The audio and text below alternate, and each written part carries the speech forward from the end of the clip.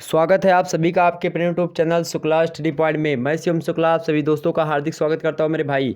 आइए बात करते हैं आखिरकार बीए पार्ट 3 का एग्जामिनेशन था 2021 में, और मेडिवल हिस्ट्री जो था उसका पेपर हुआ था। मेडिवल एंड मॉडर्न दोनों हिस्ट्री का पेपर आपके सामने प्रस्तुत है। पेपर 1 को लेकर के जो भी प्रश्न पूछे गए थे उसको आपको बताने का प्रयास करूँगा। यह पेपर है आपके डॉक्टर राम मनोहर लोहिया अवध विश्वविद्यालय का पेपर हुआ। उसका पेपर मेरे हाथ लगा और मैंने इसको सोचा कि आप तक दिखाने का प्रयास किया जाएगा।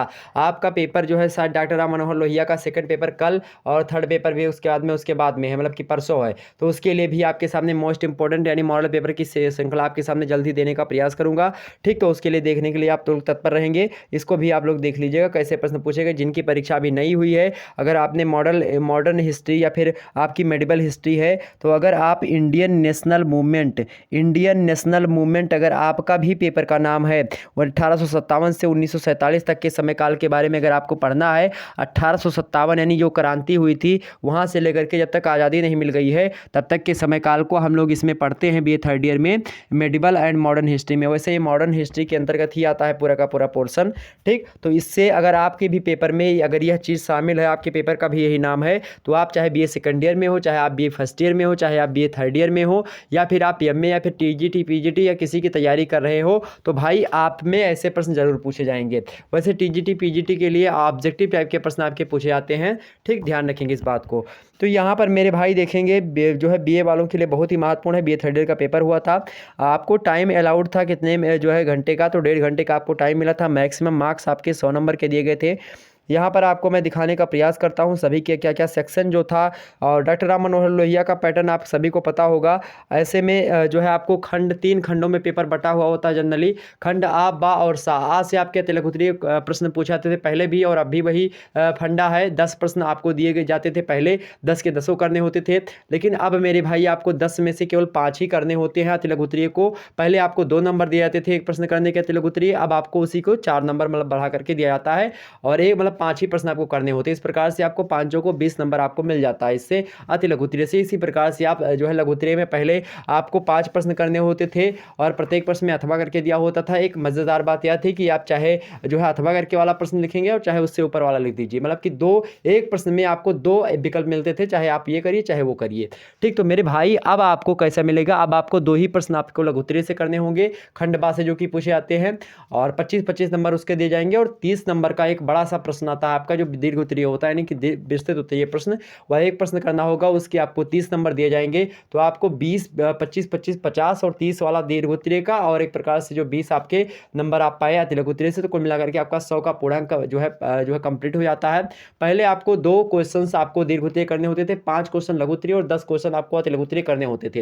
लेकिन अब आपको 5 अति लघु उत्तरीय और 2 लघु उत्तरीय और 1 दीर्घ उत्तरीय करना है। ध्यान रखेंगे, आपको शब्द सीमा वही दी गई है। अब यहाँ पर बात करते हैं सेक्शन है, यहाँ पर देखेंगे नोट लिखा हुआ है, अटेम्प्ट ओनली 5 पार्ट्स ऑफ जो है of the questions, give answer of each part in about 50 words each पर जो है कैरीज 4 मार्क्स। 4 गुणे 5 इज इक्वल टू 20। नोट यहाँ पर देखेंगे, इस प्रश्न के 5 खंडों के उत्तर दीजिए। प्रत्येक खंड का उत्तर 50 शब्दों में आपका होना चाहिए। प्रत्येक खंड आप अगर आप करेंगे तो उसके आपको 4 अंक मतलब कि मिलेंगे। ओके, यहाँ पर देखेंगे आपसे प्रश्न कैसे पूछे गया था। मोस्ट इंपॉर्टेंट प्रश्न है, ध्यान रखेंगे। और इनको शायद मैंने मॉडल पेपर में बताया भी है, तो उसको अगर मॉडल पेपर को आपने नहीं देखा था तो उसको जरूर देख लीजिए। यहाँ पर देखेंगे पहला प्रश्न आपके लिए पूछा गया मेरे भाई कि मंगल पांडे के बारे में आप क्या जानते हो, उनके बारे में अवश्य। तो दुनिया में अगर बात की जाए, अगर 1857 की क्रांति के बारे में आप पढ़ रहे हैं, अगर मंगल पांडे के बारे में नहीं जानते मेरे भाई, तो आप पढ़ाई बिल्कुल भी नहीं करते। यह बात ध्यान रखेंगे। तो मंगल पांडे के बारे में आपसे पूछा गया था, 50 शब्दों में इनके बारे में आपको बताना था। नेक्स्ट आपसे पूछा गया था क्या, झलकारी बाई के बारे में भी पूछा गया था आपसे। नेक्स्ट प्रश्न है वही उदा देवी के बारे में भी पूछा गया था। ये लोग कौन है, 1857 की क्रांति में भाग लेने वाले एक प्रकार से कुछ क्रांतिकारी जो है दल के नेता या फिर जो है उनके जो है व्यक्ति रहे हैं। आगे देखते विवेकानंद के बारे में आपसे पूछ लिया गया, 50 शब्दों में आपको लिखना था। वहीं आपसे मेरे प्यारे दोस्तों बीजी तिलक यानी बाल गंगाधर तिलक के बारे में आपको 50 शब्दों में लिखने के लिए बोला गया था। आगे देखते हैं आपको व्योमेश चंद्र जो है बनर्जी, व्योमेश चंद्र बनर्जी के बारे में पूछा गया था। वहीं आप देखेंगे यहाँ पर चंद्रशेखर आज़ाद के बारे में आपसे पूछा गया था, लिखने के लिए कितने शब्दों में, 50 शब्दों में।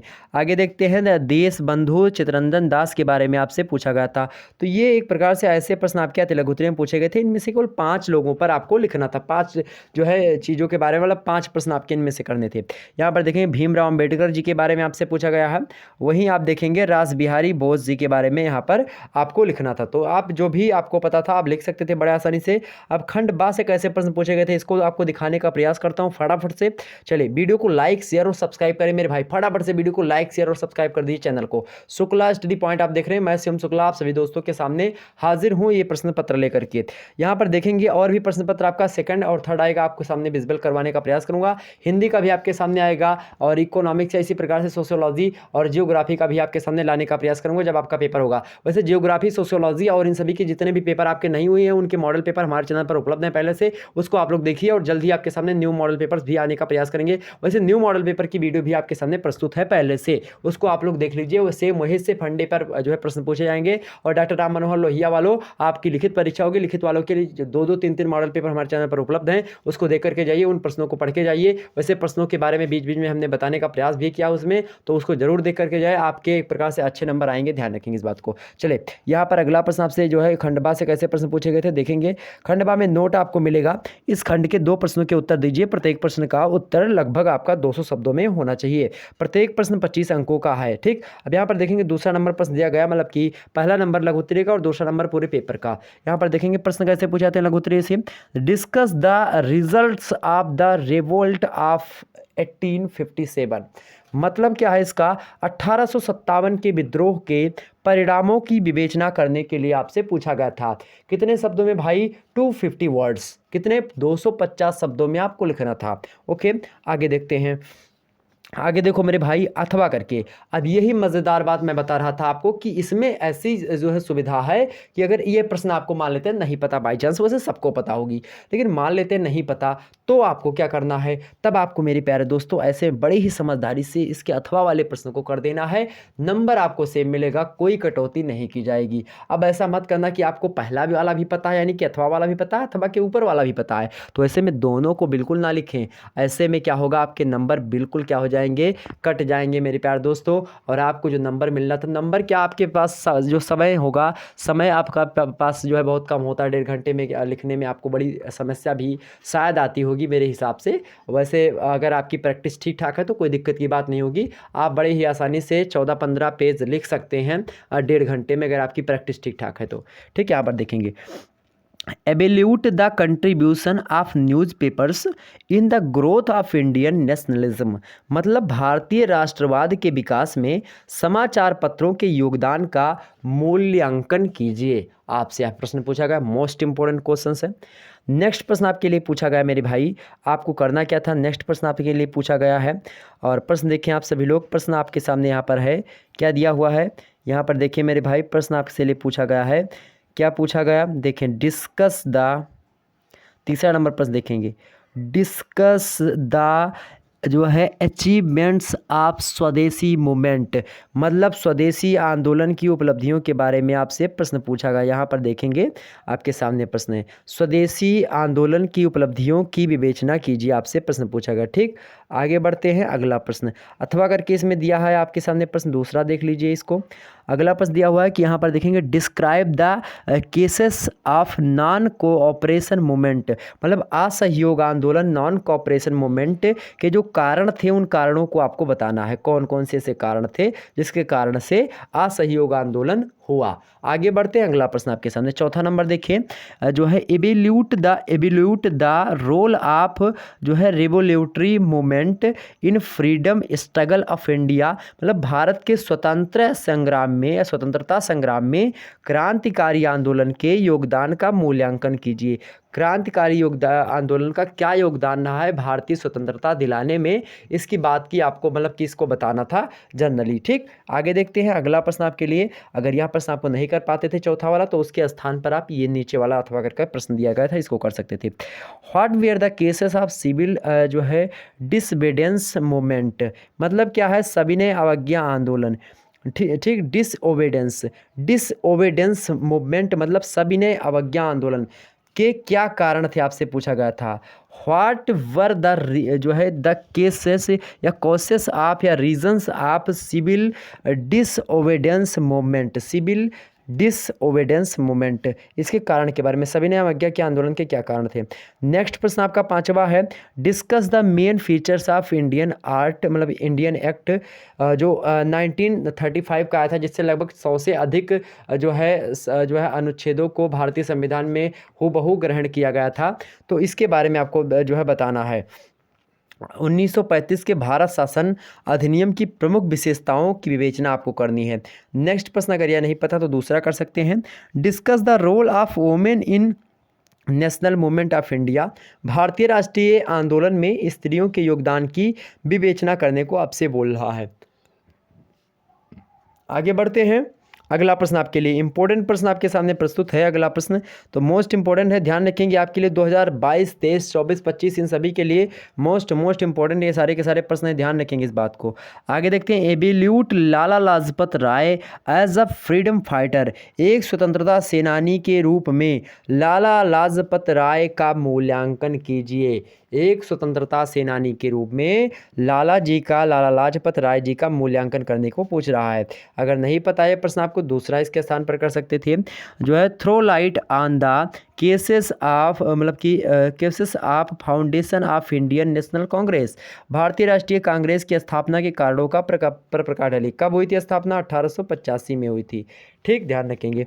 आगे बढ़ते हैं, कांग्रेस का मतलब क्या होता है? शक्तिशाली लोगों का संगठन या समूह। ठीक, आगे देखते हैं, अब खंड सा प्रवेश करते हैं। खंड बा से आपको 2 ही प्रश्न करने थे, चाहे जो कर दीजिएगा। नोट यहाँ पर लिखा है, attempt any one questions of this section, give answer of each question in about 500 words, each questions carries 30 marks. मतलब कह रहा है आपको इस खंड के केवल एक प्रश्न का उत्तर दीजिए। प्रत्येक प्रश्न का उत्तर लगभग 50 मतलब कि 500 शब्दों में होना चाहिए। प्रत्येक प्रश्न लगभग आपका मतलब कि प्रत्येक प्रश्न क्या, एक जो प्रश्न दिया गया है, प्रत्येक प्रश्न या सभी प्रश्न जो भी दिए गए हैं वह आपके 30 नंबर के हैं, ध्यान रखेंगे। तो एक प्रश्न ही करना है आपको।